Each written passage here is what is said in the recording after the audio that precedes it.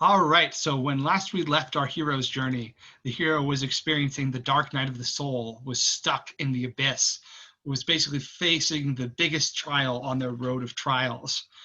Will the hero overcome the dark night of the soul?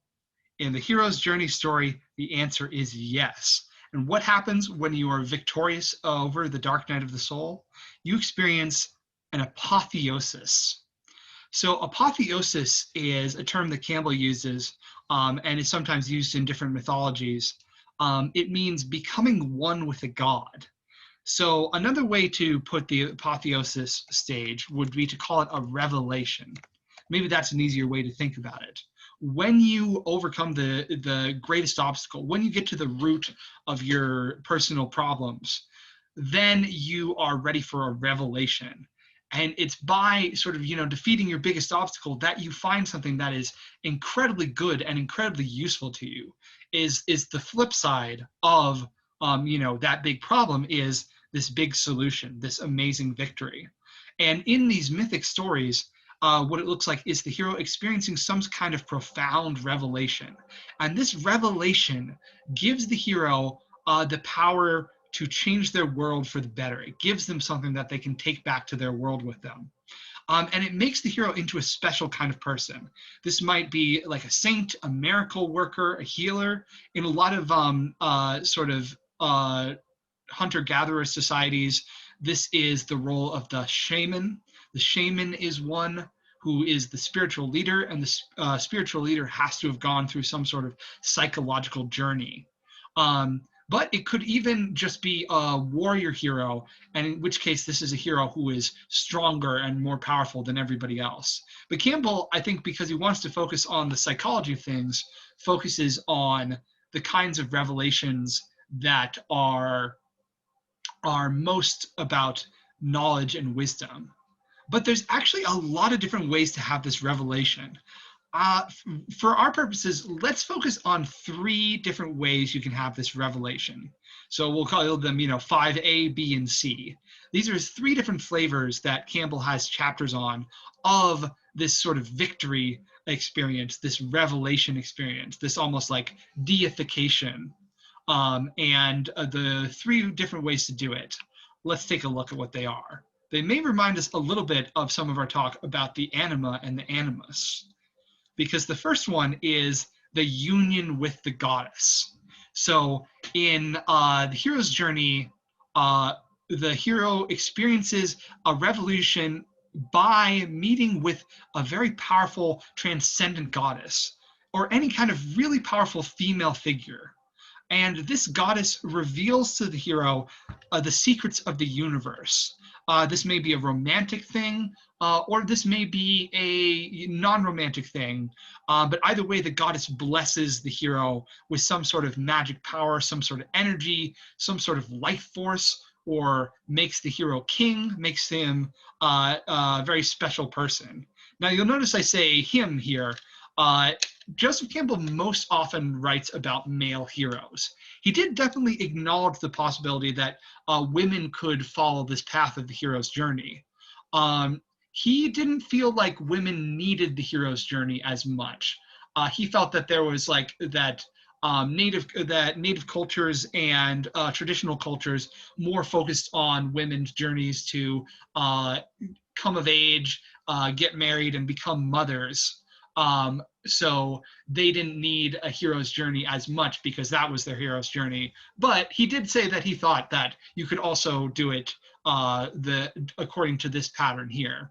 And I think in today's society, where we're not focused on this idea, which is stereotypical of women becoming mothers, I think women need hero's journeys just as much as men do. Absolutely. And so the hero's journey is something that can apply to everyone. In which case, if the hero is a heroine, and a heroine is interested in men, then you might have a very powerful male figure instead. You might call this union with the god. So maybe this is more like the union with the beloved, or the union with the anima slash animus, because this is what we're seeing here, is that this is very much about that same sort of idea of the psychology of a different gender, or the psychology of, let's say, an archetype of masculinity or femininity. What Campbell says the advantage for young men who are on a hero's journey might be is that union with the goddess would help them get past the difference between male and female. So by connecting with this powerful feminine principle, the young man who is a male hero is integrating this feminine force into his own life and transcending male and female through love, or through, you know, just some kind of connection along these lines. And I think for a female hero, it could work in the same way. I also think, you know, this might be, you know, real life might be a little bit more complicated than that. But maybe we can use these archetypes to think about how to get beyond male and female by embracing the archetypes of male and female as they appear in mythology. Let's see. It is possible for the goddess to take a very negative form. And in that case, she might be more an obstacle to overcome. If the hero is very, you know, straight-laced and wants to avoid sex, is some kind of, you know, like Knight Templar or something like that, the goddess might instead be a seductress that the hero has to overcome. In some stories, the goddess is, you know, this sort of frightening figure. Or it could work very much like it does with the anima in a Jungian dream or myth, where the goddess goes from a frightening, ferocious figure like Durga here from Hindu mythology to being seen as benevolent, which Durga is today. You just have to understand her in the right way. So that's union with the goddess. And Campbell emphasizes this union, which is very often connected with the mystery of sexuality and the mystery of, you know, relationships and stuff like that. So the classic form is union with the goddess, but I think we could arguably have a union with the god too. But that's sort of the confrontation with the opposite, or with the beloved. The confrontation with authority figures might work in a different way. And this is what Campbell calls atonement with the father.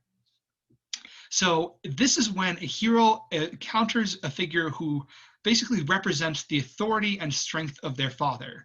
It may literally be their father, might also be a character who is kind of like their father and could kind of stand in. And you can get pretty loose with this. Like, for instance, a big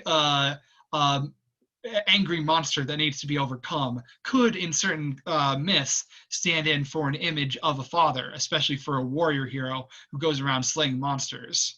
On the other hand, the father might be a king or a god. Campbell talks about the son of Apollo, who went and met his father, but he couldn't handle the responsibility that his father gave to him. What are you going to do when you meet this important father figure? One thing the hero could do is try and get the approval of the father, and, you know, have the father say, "Well done." There's a lot of movies like this where, you know, somebody's just looking for the father or their dad figure to love them and to say, "Hey, you're doing a great job," and then, you know, they do at the end of the movie and it's all good. But on the other hand, it might be about overthrowing your father, defeating him in a show of strength. So atonement is an interesting word choice here, because it kind of carries the connotation of at-one-ment. The father and the son, or just the hero, becoming one. And because when you defeat your father or get the approval of your father, you are able to step into the position of the father. The prince overthrows the king and becomes the next king. The father gives up his role, and the young man is able to take up a position of authority and significance. And a lot of this what this is about is, you know, the nature of adulthood. And so you have this movement from being sort of a child to being someone who is treated as an authority figure, as an adult. And I think that's pretty interesting here. Maybe you could have an atonement with a mother as well. Campbell sees a lot of tension between fathers and sons in mythology, and somehow or other, the father has to be confronted. To be fair, in terms of Joseph Campbell's sort of normative idea of things, he's writing in the 1940s. I feel like for 1940s, he's pretty progressive. That's when The Hero with a Thousand Faces came out.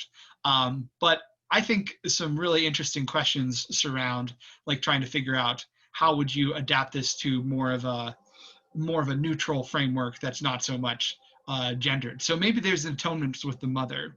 So I guess the difference between the union versus the atonement is that the union is kind of about romantic relationships or about finding the other and finding an important connection, whereas the atonement is all about authority.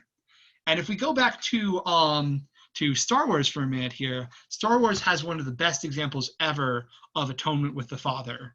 And if we think about who is the Father in Star Wars, well, it's quite a famous line, actually. The father of Luke Skywalker is Darth Vader.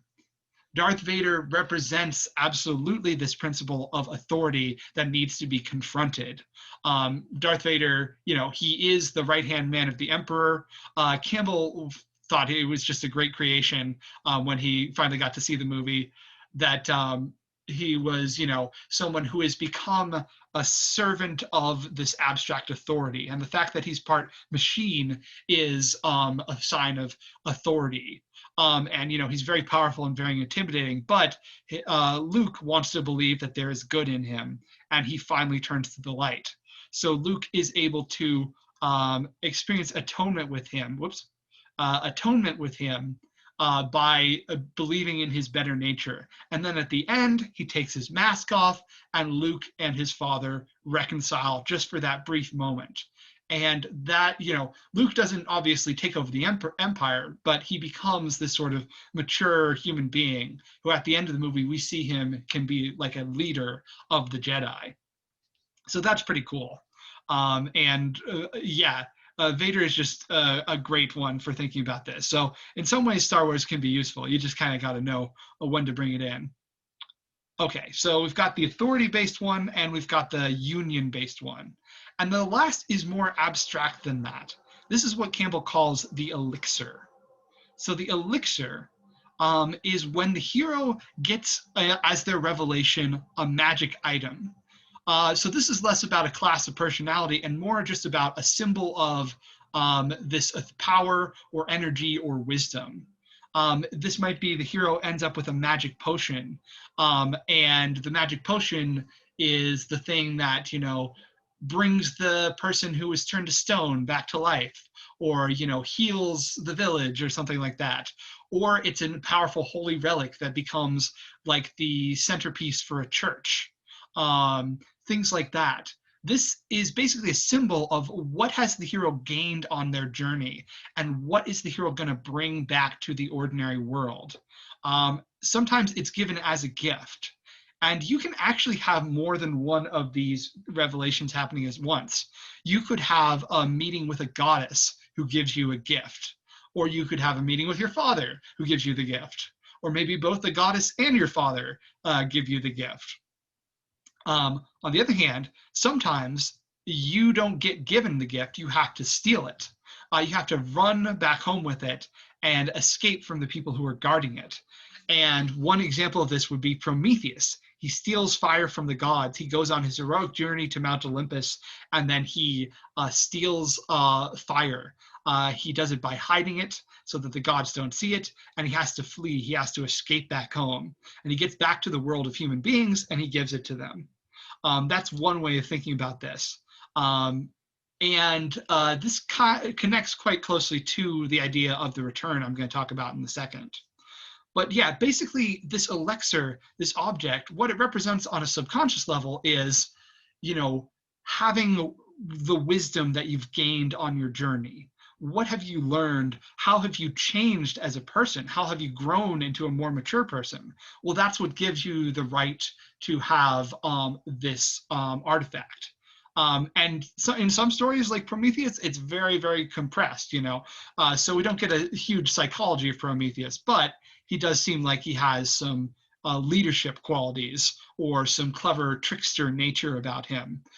So that's kind of what he is able to accomplish just by, his earning it would just be being clever enough to hide it in a stalk of a plant, and that entitles him to bring it back home to the people. In other stories, it might be more nuanced than that, and you might get more into the psychology. A lot of this is implied in sort of more modern movies and whatnot. We might want to dig into it a little bit more. Okay, but yeah, you can, like I said, you can have all three of these at once or any of these, but you're probably going to have at least one of these as a symbol of the hero achieving victory. And yeah, for this, the goddess, look for unions. For this one, look for authority. And for this one, look for objects that have some sort of magic. But this brings us back to the return. So the hero crosses back over into the ordinary world. Another way to phrase this is crossing the return threshold. There may be threshold guardians in reverse. You may have to cross somebody to get home.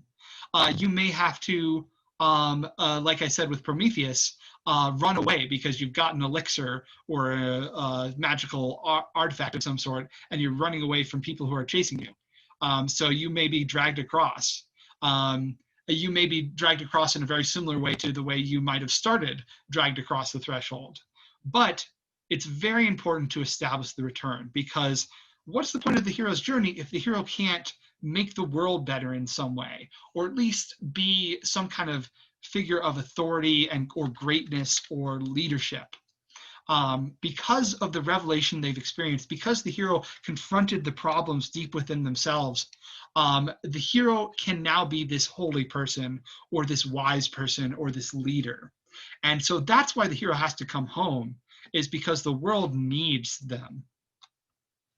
But interestingly, you can also refuse to return, just like you can refuse the call. The hero might not want to return to the ordinary world because, after all, it is the ordinary world. They may by now reject their old way of life. They may have changed so much that they don't feel like they fit there anymore. I think a lot of Frodo coming home in Lord of the Rings and not really being able to live there anymore. And, just returning and you don't quite fit anymore. But because of all those reasons that, it's so good for humanity to have these heroes bringing wisdom to the world, it is important that they do that. So the hero may doubt, one of the complications here, though, is that the hero may doubt whether the people will be able to understand what they're even talking about. And one problem is that a saint or a special leader type figure may have a revelation and then tries to express it to people and they don't get it. Or you bring the elixir home, and maybe the elixir is something like a pot of gold, and the gold, when you take it home, it just turns to stones because it doesn't fit in the ordinary world, which is basically an expression of the problem that, like, it's hard to express what you have personally experienced to other people. And this is the challenge of being some kind of leader for society, is that you may not be able to get people to get it. But it is important that you return. So the hero is usually persuaded to return in some way.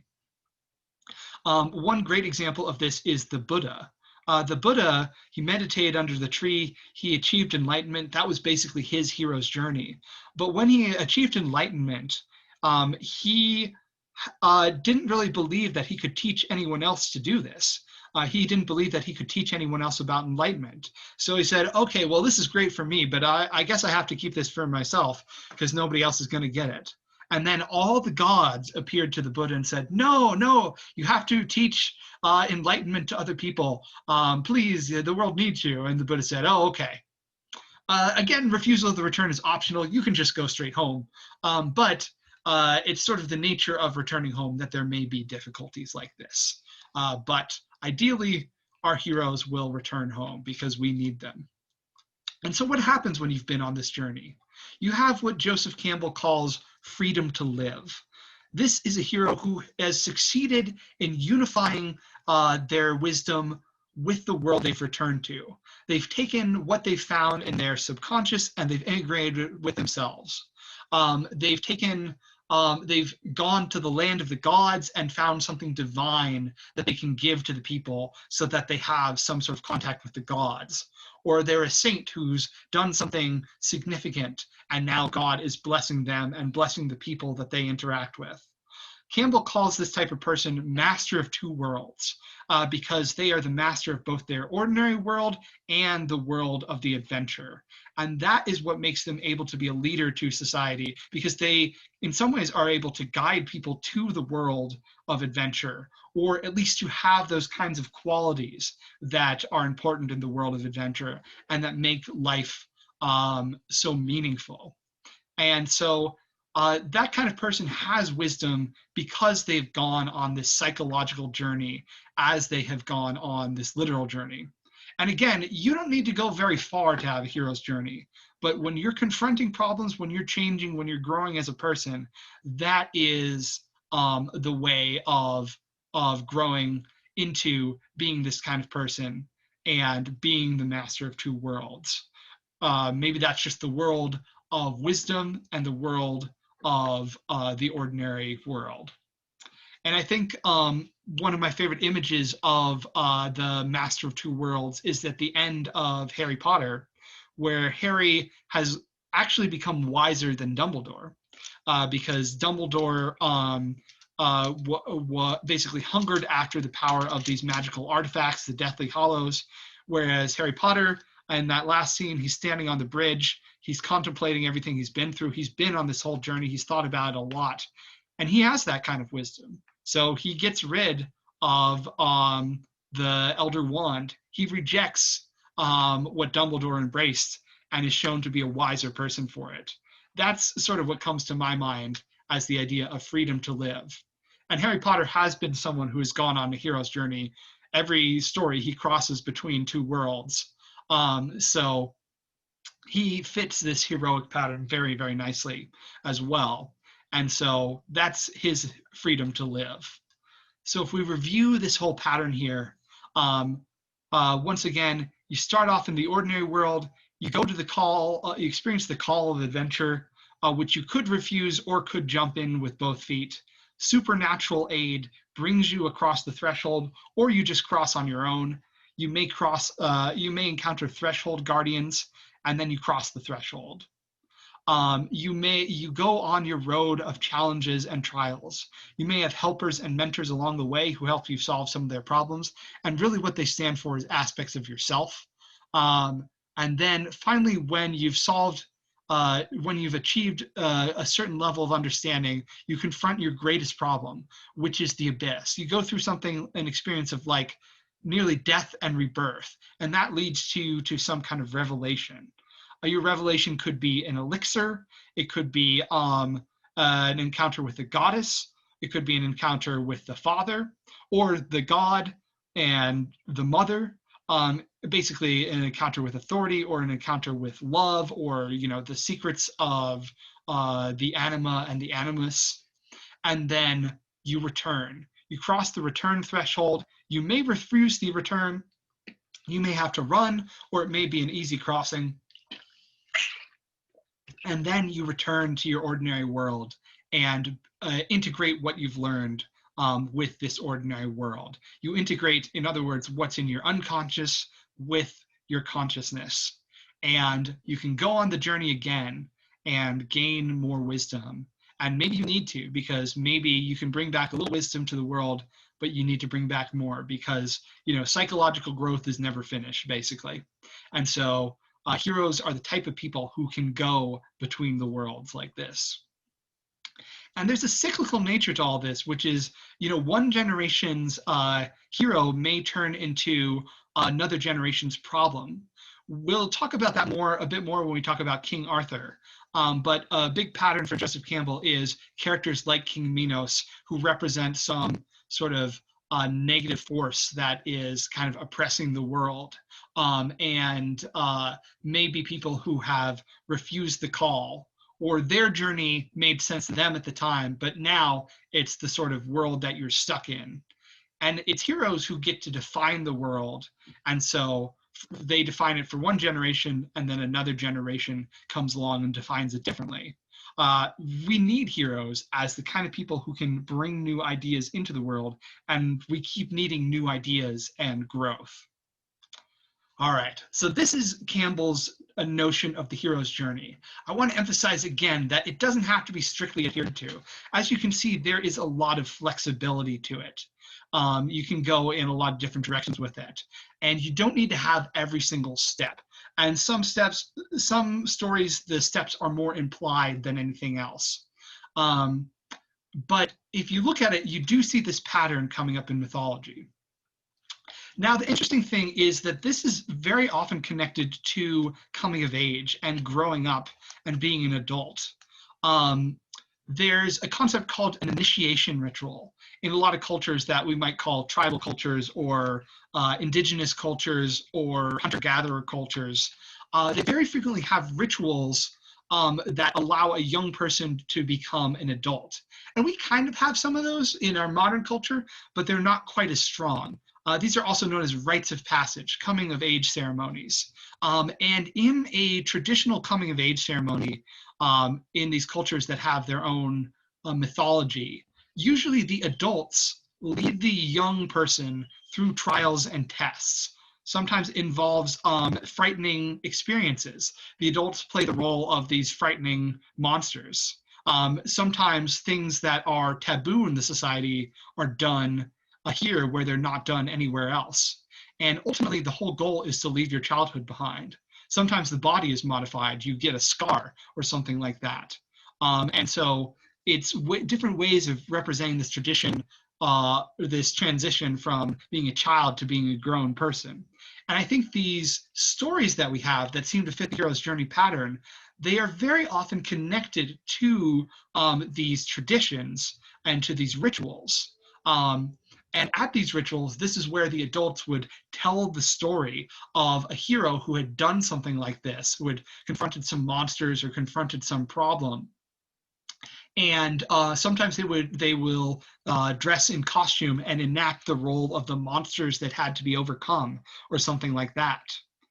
And the weird thing is that these rituals, they kind of take you out of the space of the rules of ordinary life. Because the hero and the story can do that, and taboos are done here when they're not done any other time. But on the other hand, ultimately these initiation rituals are about making you into a member of society. So you come back to the idea of the society and following the rules of society at the end of the ritual, which sort of maps to our ordinary world, other world kind of thing in a way. And we have sort of rites of passage. Maybe the closest equivalent would be a bar mitzvah, or maybe the initiation of a fraternity. But we don't have a whole lot of things that help us make this transition from being children to adults. And Campbell thinks that a myth can help us do that. But it's also about growing as a person. We're always growing. And so becoming more mature as people, as Jung says too, this is the kind of path that we can follow there, is to follow the course of one of these myths. Now, this is the interesting thing, or the weird thing maybe, is that Campbell's work, and especially The Hero with a Thousand Faces, is about this kind of myth that fits the hero's journey pattern. And a lot of myths do. I wouldn't say he says that every single myth fits that pattern. I think he'd more say that every culture has myths that fit that pattern.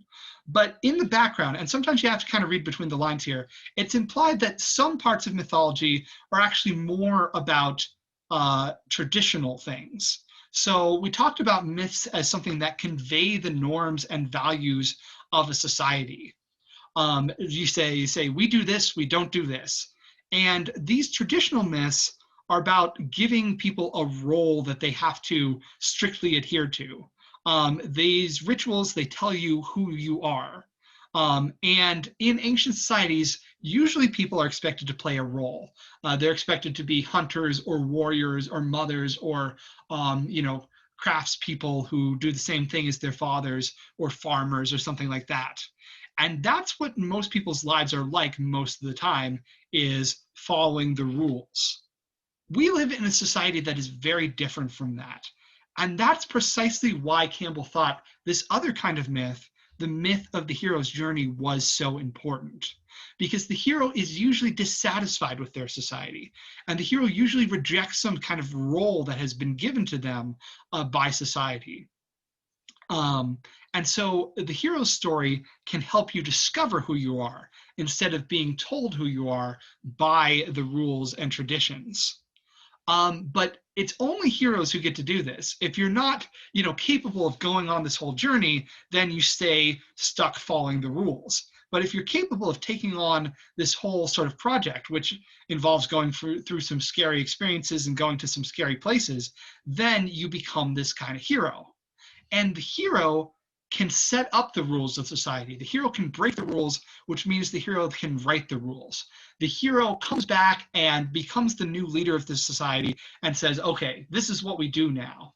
And the hero exists in the past as the person who set up the way things are. But the implication is that the hero broke the rules because it led them to something important. And so that maybe was kind of a pressure valve for certain people who didn't fit in sort of the normal way of doing things back in ancient societies. And Campbell says, none of those traditional myths will fit us anymore. We are not in a position where it makes very much sense to say we live in the tribe and we do the same things we've always done and we can never change. That's just not the way the world works anymore. So Campbell says the hero myth is the myth for our society. And a big part of the change, the way the world has changed, is that we have different cultures clashing with each other. Once upon a time, it was possible to be just a member of a tribe or just a Greek back in the ancient world. And you didn't have to think about other cultures that had traditions very, very different from yours. But now we live in a world where things are so much less stable and so much more uncertain. And so it doesn't make sense to just stay stuck in one role. We need something that's going to help us figure out what to do with ourselves. And so in ancient times, the hero myth was for a select few. But in modern times, the hero myth, Campbell says, can help everyone. We need to go on this kind of journey to seek our own potential, to make sense of the chaos of not knowing how to deal with this chaotic world. That's how we find our own meaning. So that's why the hero myth is so important, according to Campbell, for our own psychology, because it helps us make sense of the world when it doesn't make sense. And if we think back to what we said about heroes being the leaders for their society, they are the kind of people who could help the society through a drought or through a period where things change dramatically, or they encounter another culture for the first time. That's very often the context behind the heroes in these mythologies. And this feels very similar to me to tricksters. Tricksters are people who break the rules. They are outside the norm of society. And so they go back and they bring new ideas and new discoveries to society. And again, they get to write the rules because they're the ones who break the rules. So there's a very close connection between heroes and tricksters in a lot of ways, I think. And it's just kind of where you want to draw the line. How tricky do you think they are? But ultimately, Campbell leaves us with something that is very inspiring. This idea that the hero can be someone who helps the world and helps us make sense of the world, helps the world make more sense, and helps make the world better. He says that there are no more horizons today. And actually, if I can find the exact quote here, this is from the very end of The Hero with a Thousand Faces. It is not only that there is no hiding place for the gods from the searching telescope and microscope. There is no such society anymore as the gods once supported. The social unit is not a carrier of religious content, but an economic political organization. Isolated societies, dream bounded within a mythologically charged horizon, no longer exist except as areas to be exploited. And within the progressive societies themselves, the human heritage of ritual, morality, and art is in decay. The problem of mankind that today, therefore, is precisely the opposite to that of men in those great coordinating mythologies which are now thought of as lies. Then all meaning was in the group.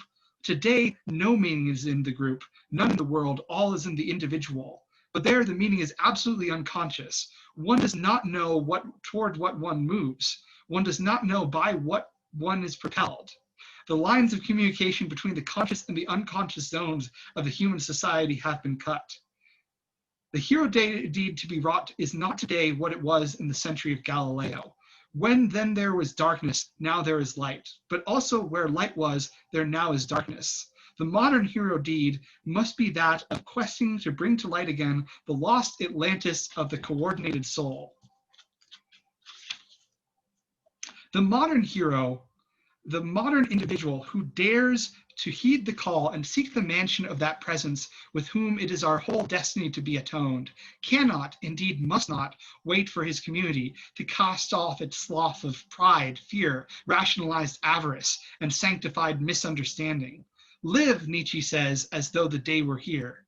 It is not society that who is to guide and save the creative hero, but precisely the reverse. And so every one of us shares the supreme ordeal, carries the cross of the Redeemer, not in the bright moments of his tribe's great victories, but in the silences of his personal despair. So, in other words, any of us can change the world, and indeed, that's a goal we can and should strive for, is to find ourselves, and by finding ourselves, find our own wisdom by which we can change the world and make the world make sense in a time that's chaotic and frightening by giving a little more understanding, a little more guidance, and that makes us heroes on par with heroes in any of the stories. And by following the stories, we can understand how to do that. Okay, so that's quite a concept there. And there's a lot to think about, obviously. I'll leave you guys with the discussion for today on, following this hero's journey pattern. And we're going to look at a lot more examples of this hero's journey pattern. But right now, what I mainly want to get is your reactions. I think I am going to put up the radio interview with Joseph Campbell. So I'll have you guys check that out for Tuesday. I will also have you guys check out the study of Joseph Campbell as applied to the Epic of Gilgamesh. So it'll be interesting to see where we go with that. And so there's actually going to be 2 reading checks then, one for the Epic of Gilgamesh and one for the radio interview. But I don't think it should take you guys too much time. Anyway, that's just a little preview of what's coming over the weekend. But for now, I will see you guys in the discussion. Thanks for watching.